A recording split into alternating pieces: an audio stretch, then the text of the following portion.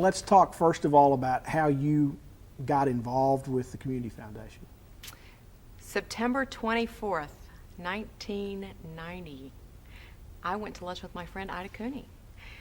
She and I had lunch about once a year for 150 years prior to that, and we were sitting at lunch and I was whining to her, moaning about sitting on the board of nonprofit organizations and having executive directors who were overworked and underpaid being responsible for things for which they had no training. I was on the board of the Tennessee Repertory Theater, and Mac Perkle, who was a wonderful artist, was negotiating employee benefit contracts and managing endowment funds, and Martin Amaker at Family and Children's Service was doing the same thing. And I said, it's patently ridiculous. These people aren't trained for that, and it's unfair of us as a community to expect them to suddenly develop this expertise overnight. And Ida leaned across the table. This was at Cakewalk Restaurant. She leaned across the table and wagged her finger in my face and said in that incredibly gravelly voice, what you need to do is start a community foundation. And I said, what's a community foundation?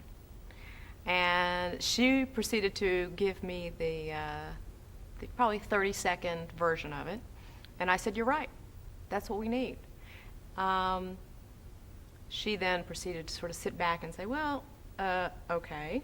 We talked a little bit more about it. At the end of lunch, I said, do you have any information about this?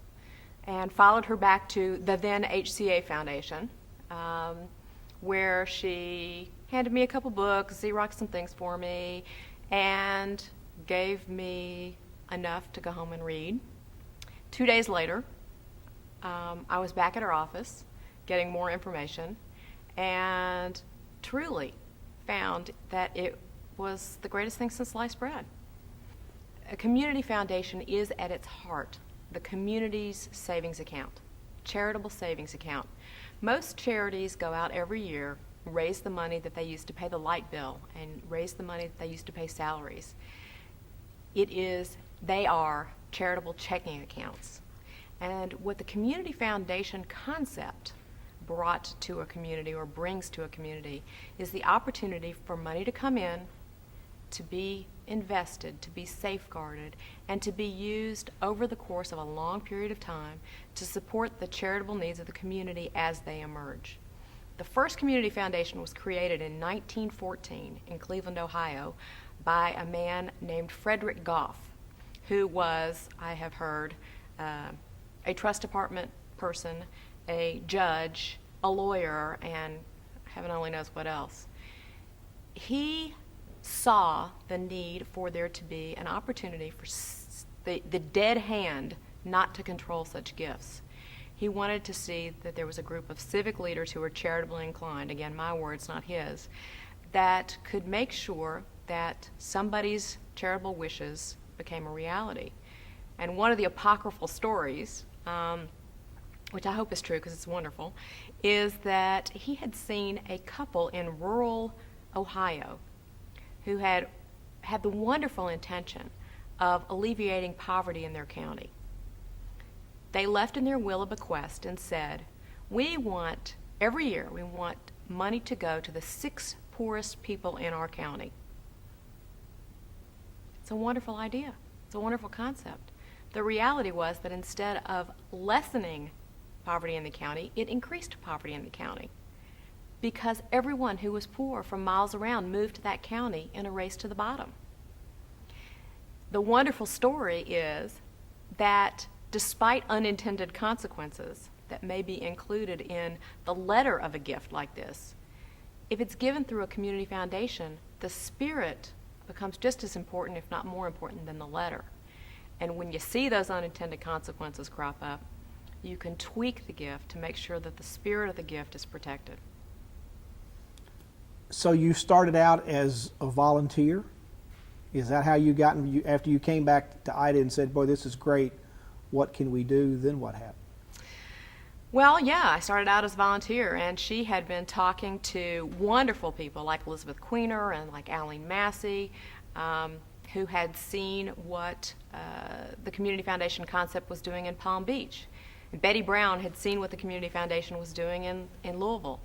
Judy Liff had seen what the Community Foundation was doing in other places. We were the last city of any size to get one of these, so there was plenty of wonderful success to draw on. But Ida had been talking about this for years and had gotten a lot of people interested, but no fool rushed in where angels dared not tread. And I guess I was that fool. But yes, I did start out as a volunteer. For the first 2.5 years, the foundation's office were in my garage. But we had our first official organizational meeting at what was then Commerce Union, I guess.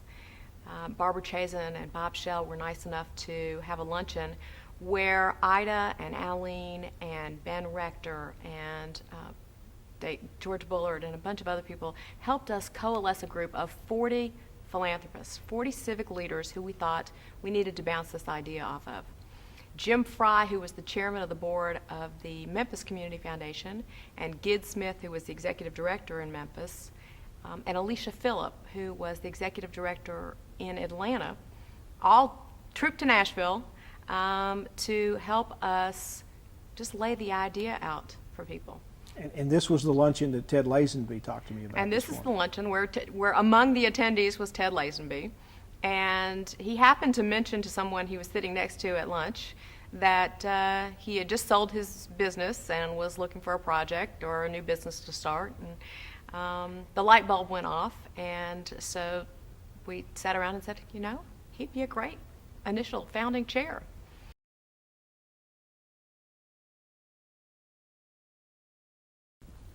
The first involvement I had with the Community Foundation was an invitation to a luncheon at the Commerce Union Bank building in the late 80s when the chairman of the Community Foundation of Atlanta came to speak, and the president of the Community Foundation of Memphis was a guest.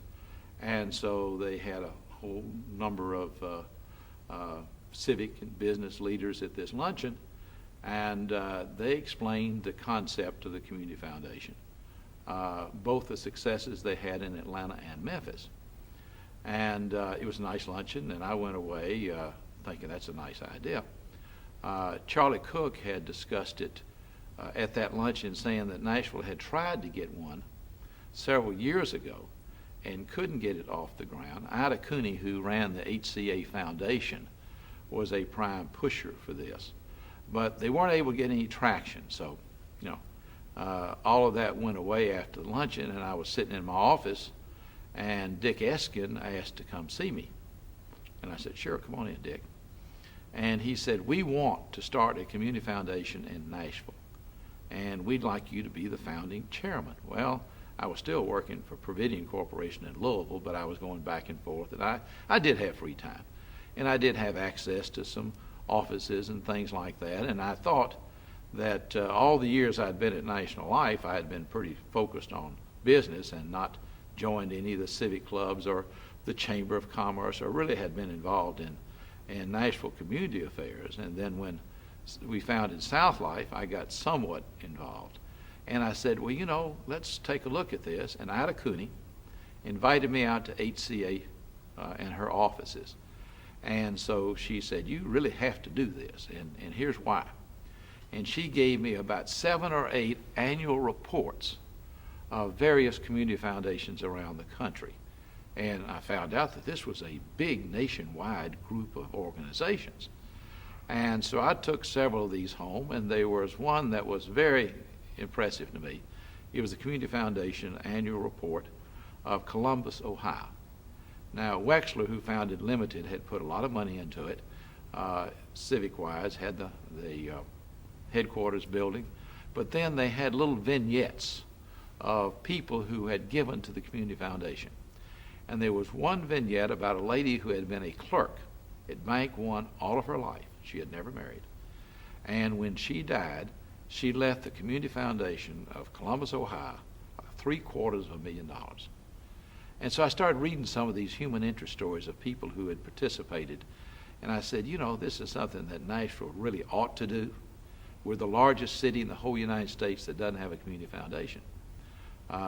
So we put a board together, and began our plans. We had several people come down and speak to us, but we had no money. We didn't have any money for our offices. In fact, we used my offices downtown, and we got started. We had a couple of people who gave us some money, and that's where it started. You mentioned there had been efforts before this one to try to get a community foundation started. What was different about this time as opposed to the earlier periods? Why did this one take root and happen where perhaps the others had not quite gotten there? Well, I don't know. I think there was some opposition on the part of people who had their own private foundations, and there were also some larger not-for-profit foundations, such as HCA. And I think at the earlier time, people felt like that there wasn't a need for a community foundation. They could take care of the needs with private foundations and some big corporate foundations. Plus, I have to say, Ida Cooney was a driving force. She would not take no for an answer. How did you go about explaining it or educating the people that you talked about, the other private foundations, the others in town who might want to contribute, that this was a good idea? Did it take showing them those annual reports like you saw, or what was it? Well, first we got a good board together. We had Ben Rector, and we had Aileen Massey, and we had Ida Cooney. We had Elizabeth Queener. We had Ellen, who was willing to work as a volunteer. So really what we did was to go to these various people and explain to them that we were basically the savings account for this community. And a lot of other foundations, especially the United Way, was the checking account. I think the biggest breakthrough was when the United Way realized that we were not competition, but we were a accompaniment to that, and that we complemented the United Way. It took a little doing because they felt like that they had their own endowment at the United Way, and why do they need another one? And HCA, we got Tommy Frist involved, and I think the real breakthrough came when Tommy recognized that while HCA did a lot of good things, it was a corporate foundation. And he persuaded his top executives, 30 of them or so, to contribute stock options. At that time, they were getting ready to go public again, and these gentlemen had stock options. So they contributed a certain amount of stock options to the community foundation. Those stock options increased greatly in value, and Tommy gave a great deal of his own money to start it. So the real keystone were the several $1 million of money that these people had contributed based on their stock options. Each one of them had their own fund at the community foundation. And so that was a real good start.